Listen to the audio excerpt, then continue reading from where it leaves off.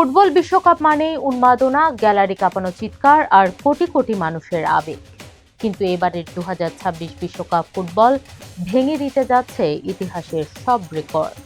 আর তা হতে যাচ্ছে শুধু মাঠের খেলার কারণে নয়, বরং মাঠের বাইরের এক অবিশ্বাস্য অর্থনৈতিক ও ভূরাজনৈতিক খেলার কারণে।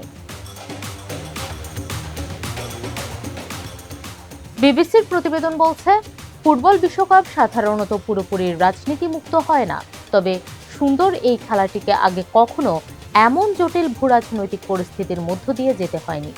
এবারের বিশ্বকাপের মূল আয়োজক দেশ যুক্তরাষ্ট্র এমন একটি দেশের সঙ্গে যুদ্ধাবস্থায় রয়েছে যারা নিজেরাও এই টুর্নামেন্টের অন্যতম প্রতিযোগী। বিশ্বকাপ খেলায় যুদ্ধ এতটাই প্রভাব ফেলেছে যে প্রতিযোগী দেশ ইরানের দলটিকে ম্যাচের দিনগুলোতে যুক্তরাষ্ট্রে যাতায়াত করতে হবে অন্য দেশ থেকে। পাশাপাশি যুক্ত হয়েছে এক কাকতালীয় ঘটনা। 2026 বিশ্বকাপের 3 সহ আয়োজক দেশ যুক্তরাষ্ট্র, কানাডা এবং মেক্সিকো বর্তমানে নিজেদের মধ্যে তীব্র বাণিজ্য যুদ্ধের মধ্যে রয়েছে। পরিস্থিতি এমন দাঁড়িয়েছে, মেক্সিকোর এস্তাদিও আজতেকা স্টেডিয়ামে উদ্বোধনী ম্যাচ থেকে শুরু করে নিউ জার্সির ফাইনাল ম্যাচের মধ্যেই এই 3 দেশ তাদের মুক্ত বাণিজ্য চুক্তি বা ইউএসএমসিএ নতুন করে মূল্যায়নের টেবিলে বসবে। আর এই পুরো দৃশ্যপটের কেন্দ্রে রয়েছে মার্কিন প্রেসিডেন্ট ডোনাল্ড ট্রাম্প। টুর্নামেন্ট শুরু হওয়ার আগ মুহূর্তে মধ্যপ্রাচ্যে বিমান হামলা স্থগিত করে চুক্তি করার কথা বললেও এর ঠিক কয়েক ঘন্টা আগেই ইরানে তীব্র হামলার হুমকি দিয়েছিলেন তিনি। তবে ফিফা সভাপতি জিয়ান্নি ইনফান্তিনোর বিশ্বাস, বিশ্বকাপ হয়তো এই বৈশ্বিক উত্তেজনা কিছুটা কমাতে সাহায্য করবে, যার ইতিবাচক প্রভাব পড়বে বিশ্ব অর্থনীতি ও জ্বালানির বাজারে। এই টুর্নামেন্টের সবচেয়ে বড় ধাক্কাটি এসেছে সাধারণ ফুটবল সমর্থকদের পকেটে। স্কটল্যান্ডের কিংবদন্তি ম্যানেজার জক স্টেইন একবার বলেছিলেন, সমর্থকদের ছাড়া ফুটবল কিছুই না। কিন্তু এবার সেই সমর্থকদেরই গুনতে হচ্ছে চড়া মূল্য। সাধারণত বিশ্বকাপের টিকিট থাকলে আয়োজক দেশে যাতায়াত বা গণপরিবহন ফ্রি থাকে। 2002 সালে জাপানে বা 2022 সালে কাতারেও এমনটাই দেখা গেছে। কিন্তু এবার যুক্তরাষ্ট্রের নিয়ম আলাদা। নিউ জার্সির যে ট্রেনের টিকিটের দাম ছিল সাধারণত $12 মতো, বিশ্বকাপের কারণে তা বাড়িয়ে করা হয়েছে $100। গাড়ি পার্কিংয়ের সরকারি চার্জই করা হয়েছে $175 থেকে $225 পর্যন্ত। এবারের বিশ্বকাপে কানাডা এবং মেক্সিকোতে ম্যাচ হচ্ছে মাত্র 25%। বাকি ম্যাচগুলো হবে যুক্তরাষ্ট্রের স্টেডিয়ামগুলোতে। আর তাই ফুটবলের ওপর ভর করেছে দেশটির বাণিজ্যিক নীতি। আমেরিকান ফুটবলের মূলনীতি স্টেডিয়ামের সব সিট বিক্রি করার নয়, বরং মূল লক্ষ্য বিক্রিত প্রতিটি সিট থেকে সর্বোচ্চ মুনাফা নিশ্চিত করা। আর এই মুনাফার খোঁজে এবারের বিশ্বকাপে প্রথমবারের মতো চালু করা হয়েছে ডায়নামিক প্রাইসিং, অর্থাৎ চাহিদা যত বাড়বে টিকিটের দামও শেয়ার বাজারের মতো তত ওপরে উঠতে থাকবে।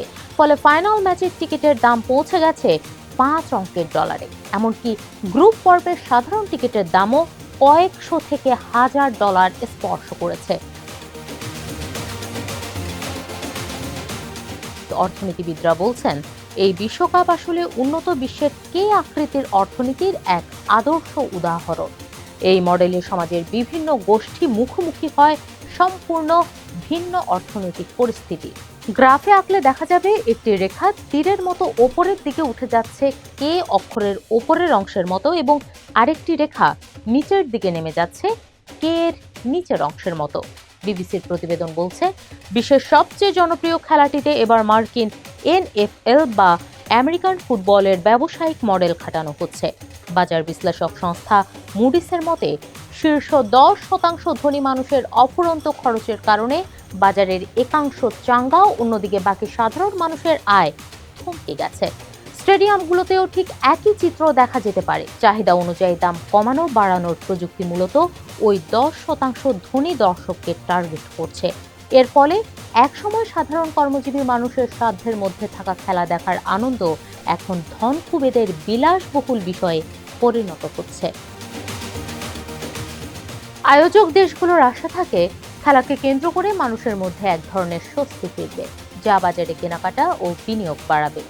গবেষণা বলছে, আয়োজক দেশ ভালো খেললে অর্থনীতিতে এর ইতিবাচক প্রভাব পড়ে, আর দল বাদ পড়লে শেয়ার বাজারে ধস নামে। যুক্তরাষ্ট্রের সাম্প্রতিক কর্মসংস্থানের চিত্র দেখা গেছে, বিশ্বকাপকে কেন্দ্র করে হোটেল রেস্তোরাঁ খাতে হাজার হাজার নতুন চাকরি তৈরি হয়েছে। তবে দেশটির বিশাল অর্থনীতি এবং সেখানে কৃত্রিম বুদ্ধিমত্তা এআই খাতের বিপুল জোয়ারের তুলনায় এই অর্থনৈতিক লাভ একেবারেই সামান্য।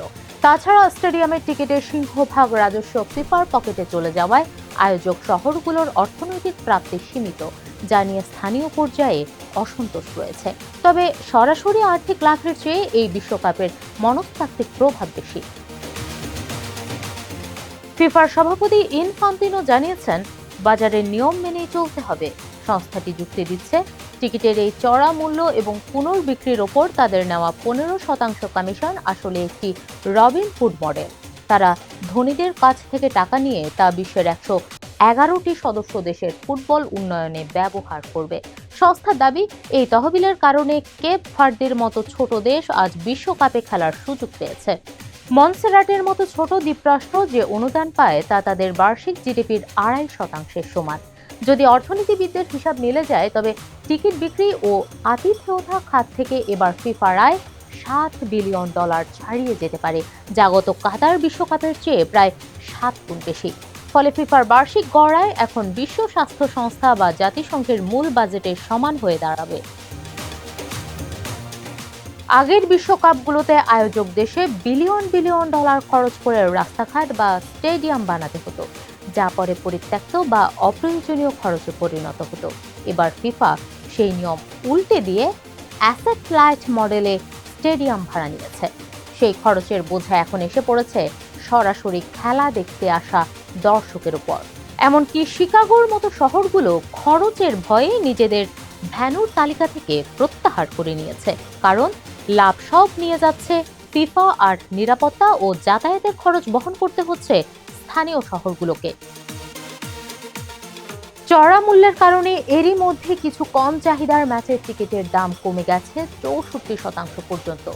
ইউরোপের দেশগুলো 2028 সালের ইউরো কাপে এই পদ্ধতি বাতিল করেছে এবং 2030 বিশ্বকাপের আয়োজক স্পেন বা মরক্কোর সমর্থকরা এই মডেল মেনে নেবে কিনা তা নিয়ে এখন বড় সংশয় রয়েছে।